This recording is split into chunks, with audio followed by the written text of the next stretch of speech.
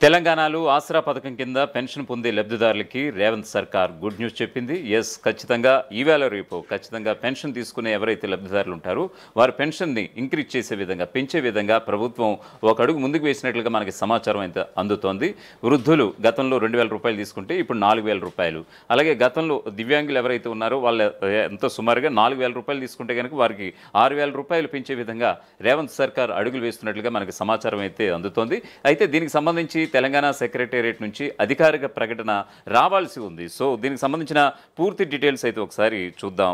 ఆసరా పెన్షన్దారులకు రేవంత్ శుభవార్త. త్వరలో ఆసరా pension పెంపునకు Revanth green signal. స్థానిక సంస్థల ఎన్నికలకు ముందే ఈ అమలుకు కసరత్తు జరుగుతుందన్నట్లుగా మనకి వార్త అయితే వచ్చింది. రాష్ట్రంలోని పెన్షన్దారులకు రేవంత్ సర్కార్ గుడ్ న్యూస్ చెప్పేందుకు రెడీ అవుతోంది. ఎన్నికల ముందు రేవంత్ రెడ్డి తాము అధికారంలో వస్తే ఆసరా పెన్షన్ మొత్తాన్ని పెంచుతానని హామీ ఇచ్చిన సంగతి తెలిసిందే.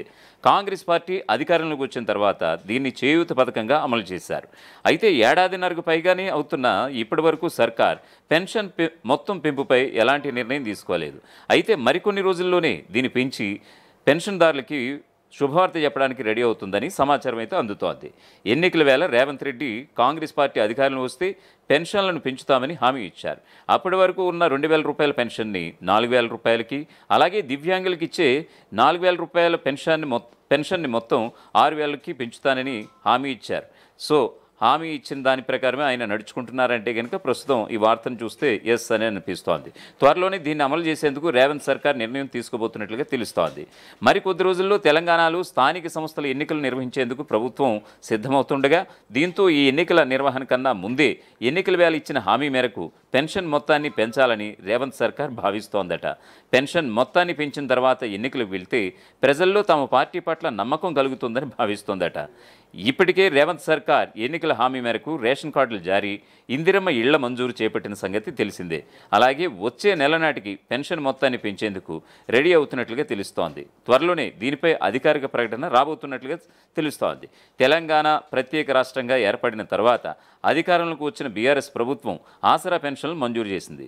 వృద్ధులు, వికలాంగులు, ఒంటరి మహిళలు, వితంతువులు, కొందరి చేతివృత్తుల వారికి కూడా పెన్షన్లు ఇచ్చింది.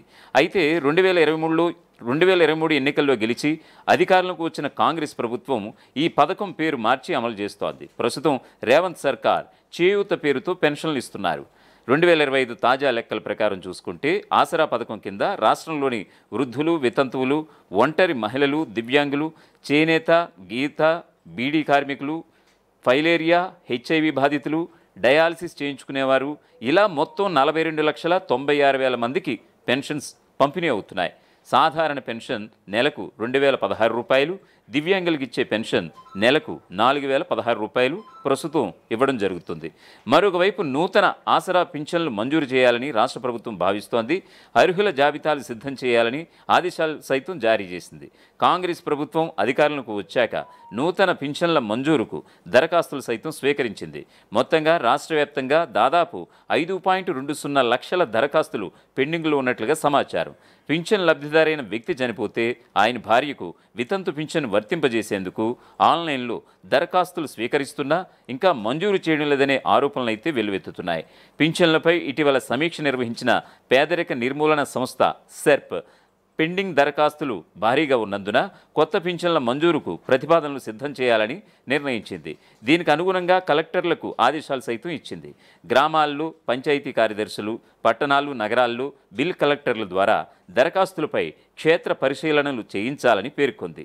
వృద్ధాప్య పింఛను పొందుతూ మరణించిన లబ్ధిదారుల జాబితా ఆధారంగా పరిశీలనలు జరిపి వారి భార్యలకు అర్హతలు ఉంటే వారి పేర్లతో జాబితాలు సిద్ధం చేయాలని ప్రభుత్వం సూచించింది.